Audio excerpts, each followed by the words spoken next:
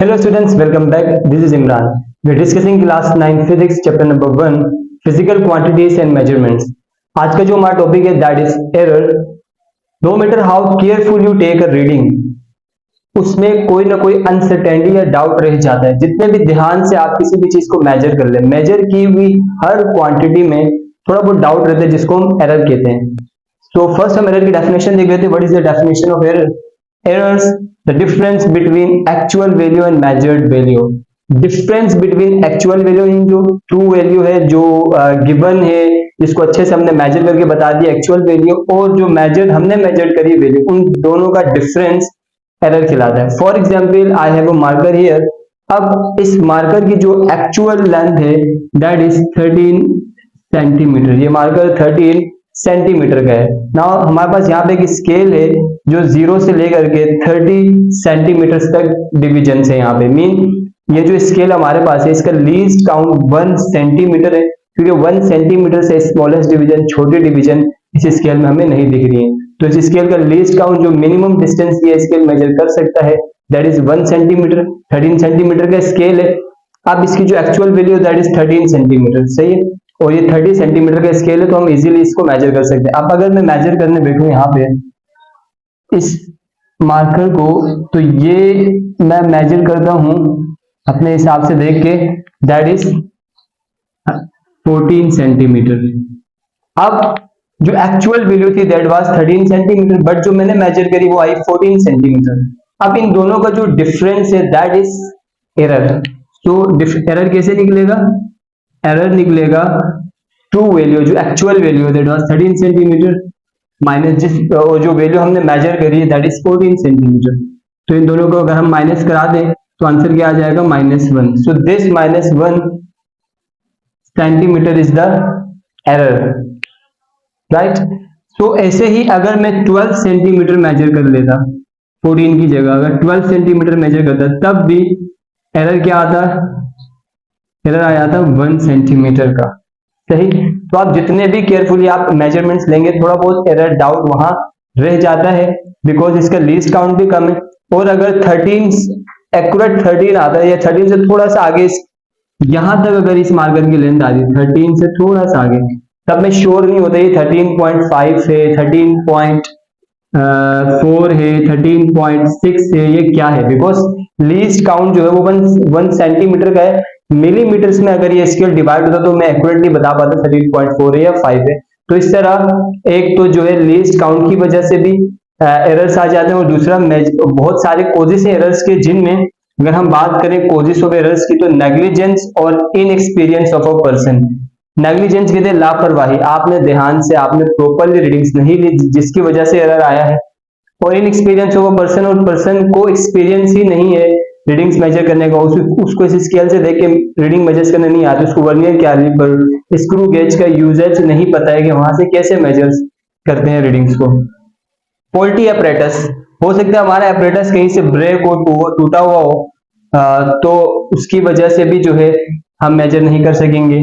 Improper method और techniques, और techniques का सही से यूज ना करने की वजह से भी. फॉर एग्जाम्पल बंदा एक्सपीरियंस है, इनएक्सपीरियंस नहीं, क्वालिफाइड एक्सपीरियंस है, और जो है अपरेटस भी सही है, बट उसका टेक्निक गलत है देखने का. जैसे मैंने मार्कर की लेंथ को यहाँ से ऑब्जर्व किया था इस एंगल से, my view point was this, जबकि मुझे रीडिंग्स अगर मुझे इस पॉइंट की लेनी है तो मुझे अपने आई कांटेक्ट को इस पॉइंट के ऊपर ऐसे लाना चाहिए था परपेंडिकुलरली. मुझे यहाँ आकर के ऐसे बिल्कुल आई कांटेक्ट ला करके मेजर करना चाहिए था, जिससे अब मुझे यहाँ पे 13 नजर आ रहा है, बट यहाँ से ये रीडिंग मुझे 14 की दिख रही है. चाहे तो आप भी एक्सपेरिमेंट करके देख सकते हैं. सही. तो टेक्निक्स खराब होने की वजह से भी एरर्स आ जाती है रीडिंग्स में. नाउ बात कर लेते हैं types of error. There are 2 types of error, systematic error and random error. First discuss करते हैं सिस्टमैटिक एरर को. तो सिस्टमैटिक एरर्स कौन से एरर्स होते हैं? वो सारे errors it tends to occur consistently in one direction. Systematic error एक ही डायरेक्शन पे आता है, इधर पॉजिटिव और नेगेटिव, या तो पॉजिटिव होगा या नेगेटिव होगा. एग्जाम्पल से समझ लेते हैं. फॉर एग्जाम्पल आप अपना वेट करने चले गए. सही. वेइंग मशीन अपने यहाँ पे बना रहा हूं, तो let's see. Okay, so this is weighing machine. ये वेट मशीन है जिसपे आप किसी भी ऑब्जेक्ट का मास मेजर करते हैं. फॉर एग्जाम्पल आपने जो है अपना मास मेजर किया, और मान लो कोई बच्चा है जिसका वेट आया 25 kg। तो वेट जो मास आया है दैट इज 25 kg। अब बिकॉज आप अगर ध्यान से देखें तो इस नीडल पे थोड़ी सी जो है एरर है, वो क्या है कि नीडल को होना चाहिए था 0 पर जबकि नीडल जो है 0 से 2 डिविजन्स आगे है, 1 2 यानी 2 kg पर है। 2 kg यहाँ भी ये 10 है ना, तो 2 3 4 5 6 7 8 9 10 2 kg आगे है नीडल, जबकि नीडल को होना चाहिए था 0 पर। अब अगर 25 kg वेट ये मशीन हमें बता रही है, नीडल 25 पर है, इट मीन एक्चुअल में वो 25 नहीं है, 25 से कम 23 है, बिकॉज नीडल स्टार्ट 2 से हो रही है। तो 25 की जगह 23 जो है वो एक्चुअल वैल्यू है, इट मीन 2 किलो का ये डिफरेंस बता रही है। अब आप इस मशीन में कितनी भी वेट्स को मेजर कर ले, कितनी बार भी, वो 2 kg का जो है 2 kg आपको ज्यादा बताएगी, एक्स्ट्रा बताएगी। अब यहाँ पे 2 kg जो है one direction tend to consistently आपको एक ही डायरेक्शन में पॉजिटिव रीडिंग दे रही है, 2 kg ज्यादा बता रही है। या फिर अगर ऐसा हो गया, ये जो निडल है 2 की जगह ये 0 से पीछे हो, निडल यहाँ कहीं हो, 0 से 1 डिवीजन पीछे हो। अब अगर निडल 1 डिवीजन पीछे है और आप कोई भी मेजरमेंट करते हैं, लेट्स से आपने मेजर किया 30 kg, तो वो एक्चुअली 30 kg नहीं होगा, बिकॉज निडल 0 से 1 डिवीजन पीछे है, वो एक्चुअली 29 kg होगा। तो 1 डिवीजन का जो है एरर आ रहा है, तो यहाँ पर सॉरी 31 kg होगा, 31 क्योंकि पीछे से स्टार्ट हो रहा है। तो ये जो नेगेटिव एरर आया है, ये पॉजिटिव एरर जो आ रहा है बार बार, ये एपरेटस के इम्प्रॉपर फंक्शनिंग की वजह से आ रहा है। तो ऐसे एरर्स को हम कहते हैं सिस्टमैटिक एरर, जो सिस्टम की वजह से आता है। अब अगर हम कॉजेस की बात करें सिस्टमैटिक एरर की, तो इंस्ट्रूमेंटल एरर, देखिए अभी हमने बात करी इंस्ट्रूमेंटल एरर, इंस्ट्रूमेंट खराब होगा तो सिस्टमैटिक एरर, जो एरर आएगा उसको हम सिस्टमैटिक एरर कहेंगे।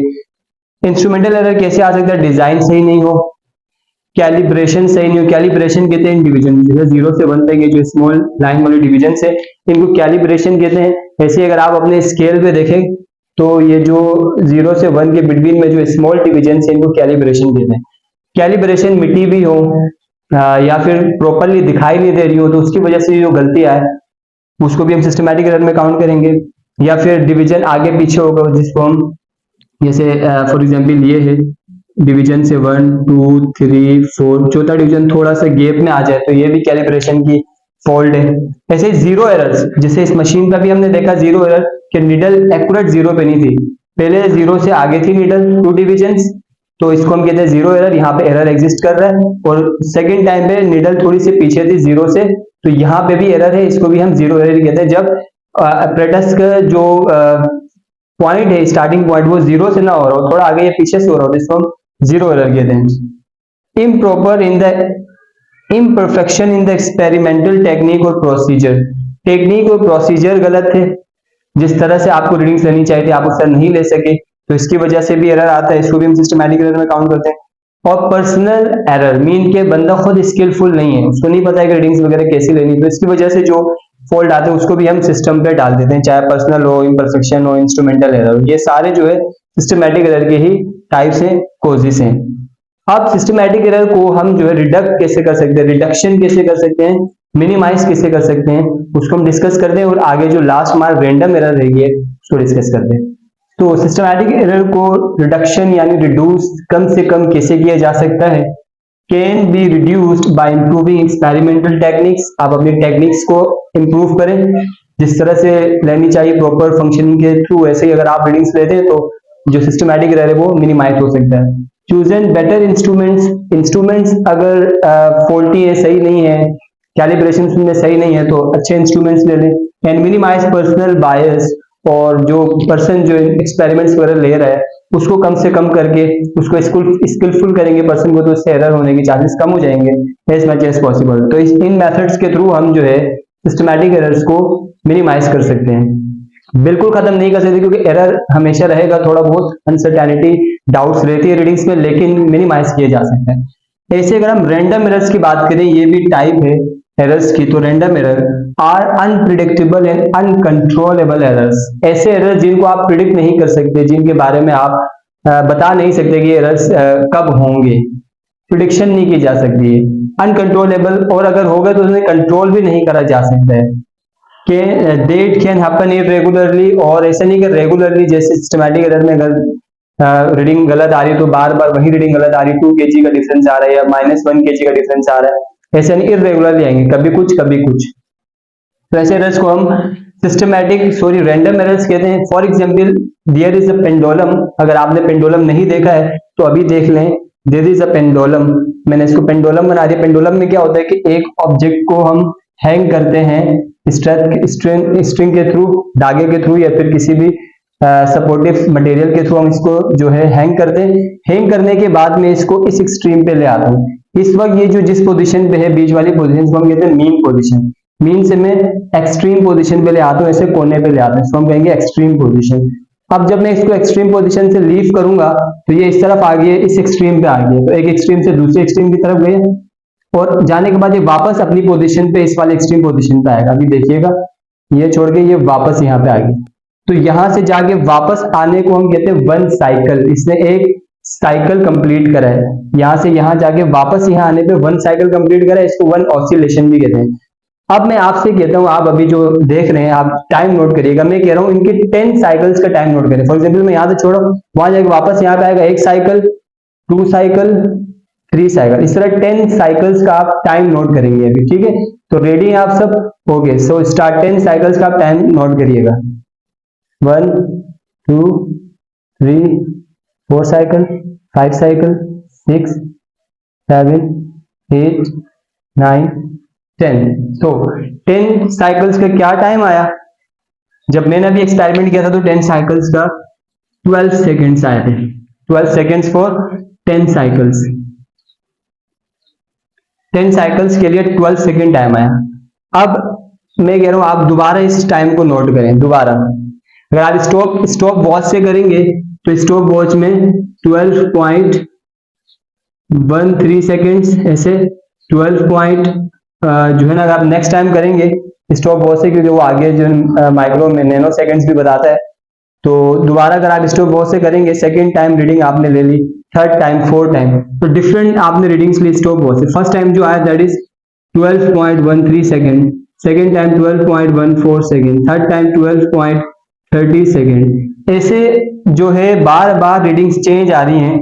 यहाँ पे जो सेकेंड्स हैं, माइक्रो सेकेंड्स जो है डिफरेंट आ रहे हैं आपके, तो आपको नहीं पता कि क्यों डिफरेंट आ रहा है। आप हर बार सही टाइम पे जो है स्टॉप वॉच को स्टार्ट करो और ऑफ करो, लेकिन फिर भी रीडिंग चेंज आ रही है। तो ऐसे एरर्स को हम कहते हैं रैंडम एरर्स, जिनके बारे में हमें नहीं पता होता कि ये एरर्स क्यों आ रहे हैं। कॉज क्या है? अननोन, नहीं पता हमें वजह क्या है इसकी। नाउ रिडक्शन, इनको कैसे कम किया जा सकता है? रैंडम एरर्स को हम अपनी रीडिंग्स में, एक्सपेरिमेंट्स में जब हम यूज करेंगे तो कैसे कम करें? रिडक्शन है take many readings and take average. बहुत सारी रीडिंग्स लें और उनका एवरेज निकाल लें। जैसे अभी मैंने यहाँ पे 3 रीडिंग्स लिए और इन तीनों का एवरेज निकाल लें।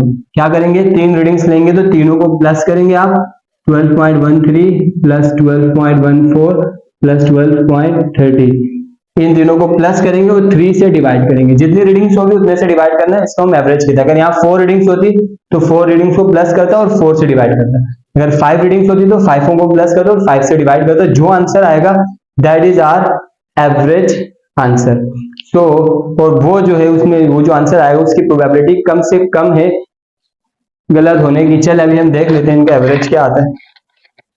अगर हम इन रीडिंग्स का एवरेज लें तो 12.13 प्लस 12.14 प्लस 12.30, तो इनका जो एवरेज आ रहा है प्लस 36.57 डिवाइडेड बाय 3 करेंगे 3 वैल्यू से, तो इन सब का जो एवरेज आया है दैट इज 12.19 सेकेंड्स।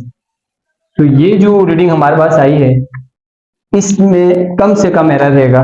तो इस तरह आप रैंडम एरर्स को मिनिमाइज कर सकते हैं। आई होप ये टॉपिक आपको समझ आ गया है। कोई भी अगर आपको डाउट हो इस टॉपिक के रिलेटेड आप कमेंट में पूछ सकते हैं। तो इसी के साथ इस वीडियो को यहीं पे एंड करते हैं। मिलेंगे नेक्स्ट वीडियो में, तब तक के लिए कीप स्माइलिंग, टेक केयर, पढ़ाई करते रहें, बाय बाय।